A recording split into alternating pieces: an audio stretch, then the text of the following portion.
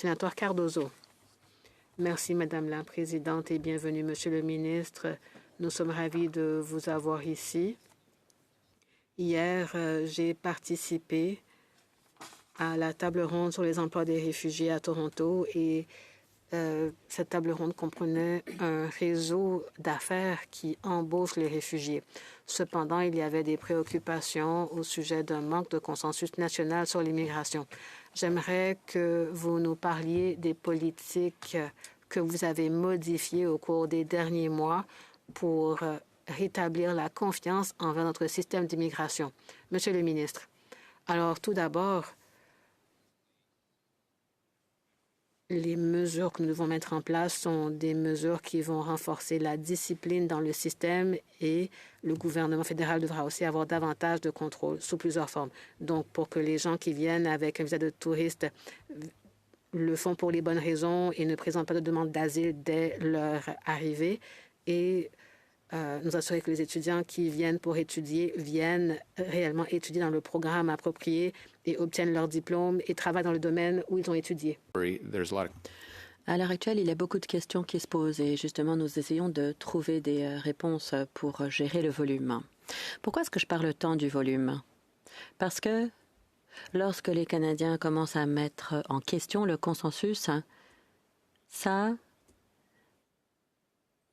a des effets préjudiciables sur nos programmes visant les réfugiés, visant les membres de la famille comme les grands-parents.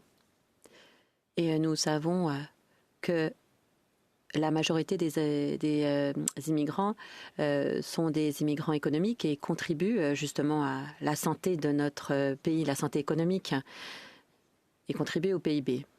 Alors, ces mesures accrues vont nous permettre de nous assurer que nous avons des volumes que nous pouvons gérer et vont contribuer à l'intégrité de nos programmes. Sénateur Cardozo, je sais qu'il est difficile de savoir où on est. Mais bon, il y a des divergences d'opinion par rapport à cette question. Nous savons qu'il y a des avantages économiques et sociaux. Nous savons, par exemple, il y a beaucoup d'institutions pour personnes âgées qui n'ont à leur emploi que des personnes immigrantes.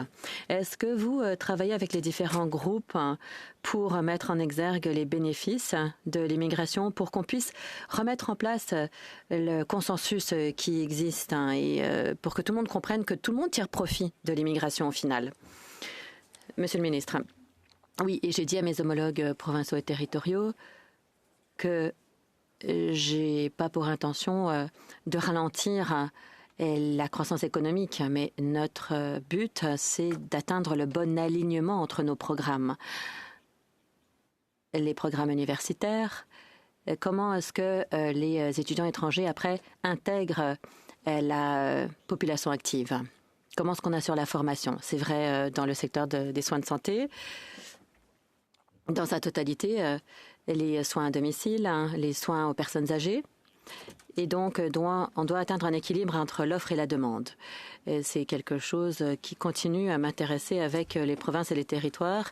Nous devons nous assurer qu'on réponde à nos besoins